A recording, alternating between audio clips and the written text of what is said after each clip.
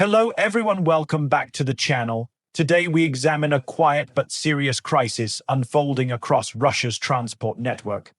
The steady collapse of land bridge reliability and a railway industry sliding toward financial breakdown. This is not a sudden event or a dramatic explosion. It is a structural failure built over years, now exposed by war, sanctions, and economic pressure. Together, these forces are reshaping how Russia moves goods, supplies its regions, and sustains its economy. To understand what is happening, we need to start with what Russia's land bridges actually are.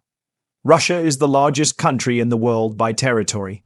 Unlike maritime trading nations, it relies heavily on internal land routes, railways, highways, and corridors linking its European core to Siberia, the Arctic, the Caucasus, and the Far East. These land bridges are not optional. They are the backbone of food supply, energy transport, military logistics, and industrial production. At the center of this system stands the railway network. Russian Railways, known as RZD, operates one of the largest rail systems on Earth. For decades, it was presented as a strategic advantage: long-distance freight, cheap bulk transport, and reliable year-round movement across harsh terrain.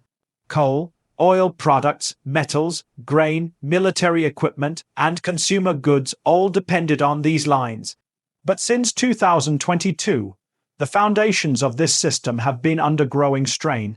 Western sanctions did not directly ban Russian railways, but they reshaped the entire economic environment in which the rail system operates. Export markets shifted, imports of critical components dried up, and financing became more expensive or unavailable. One of the first cracks appeared in cargo volumes. Before the war in Ukraine, a significant portion of rail freight was tied to exports to Europe. Coal trains moved west, oil products flowed to Baltic ports. Industrial supply chains were built around predictable European demand. When those markets closed or shrank, the traffic did not simply reroute smoothly. Asia-bound routes, particularly to China, lacked sufficient capacity. Bottlenecks formed almost immediately. Rail lines in eastern Russia were already operating near maximum capacity. Expanding them requires years of investment, modern signaling equipment, and rolling stock. Yet Russia suddenly found itself trying to push more freight eastward while earning less revenue per ton. Longer distances, lower margins, and higher maintenance costs combined into a financial problem that rail managers could not hide. At the same time, Russia's internal land bridges faced new geopolitical risks. Corridors passing through neighboring states became unreliable or unusable. Routes through Ukraine were lost entirely. Transit through the Baltic region declined sharply. Even the Kaliningrad corridor, linking the Russian exclave to the mainland, became politically sensitive and subject to restrictions and inspections. Each disruption forced freight onto longer, more expensive alternatives.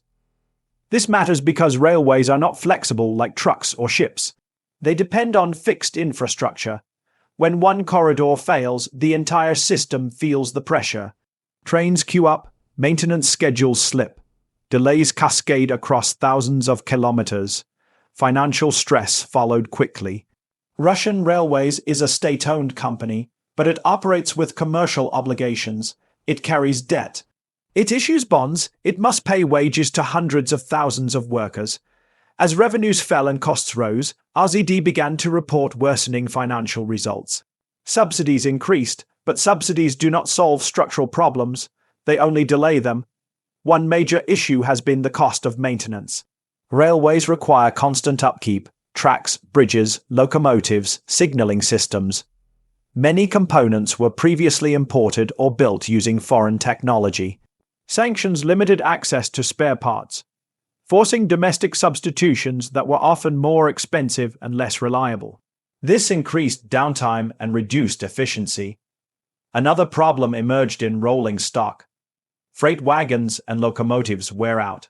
Normally, they are replaced or refurbished on predictable cycles. But with declining profits and restricted financing, renewal slowed.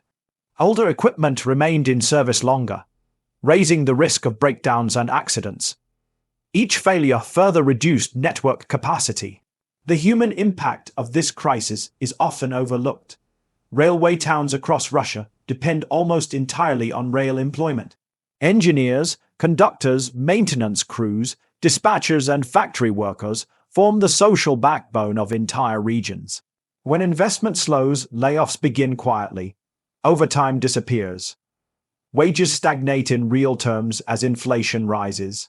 These are not abstract statistics. They are households adjusting to a shrinking future. The collapse of reliable land bridges also affects food security. Russia produces large quantities of grain, but moving it from farms to ports or domestic markets requires functioning rail lines.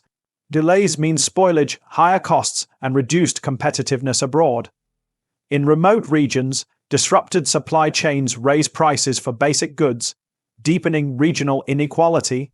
Military logistics add another layer of strain. War demands priority access to transport.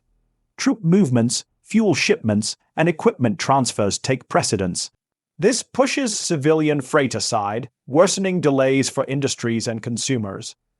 Railways designed for balanced economic use are now operating under permanent emergency conditions. Over time, emergency becomes normal, and normal becomes impossible.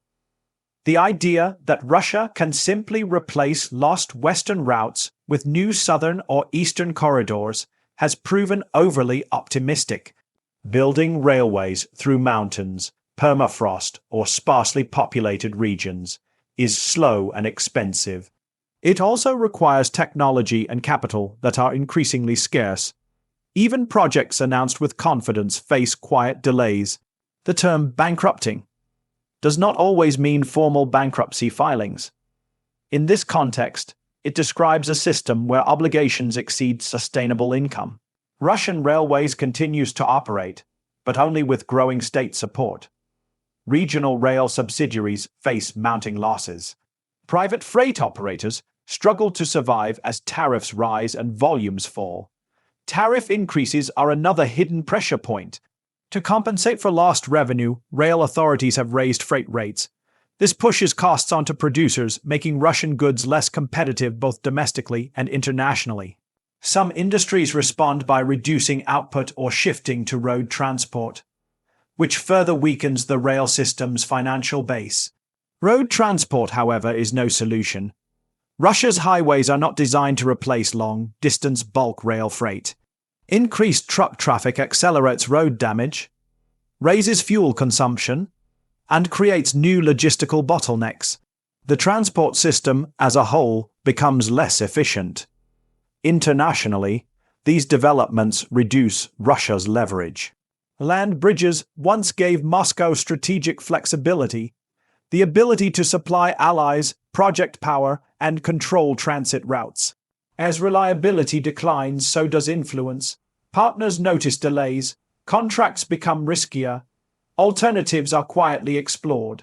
It is important to avoid exaggeration. Russia's railways have not collapsed overnight, and trains still run across the country. But the direction of travel is clear. A system built for integration with global markets is now forced into isolation and improvisation.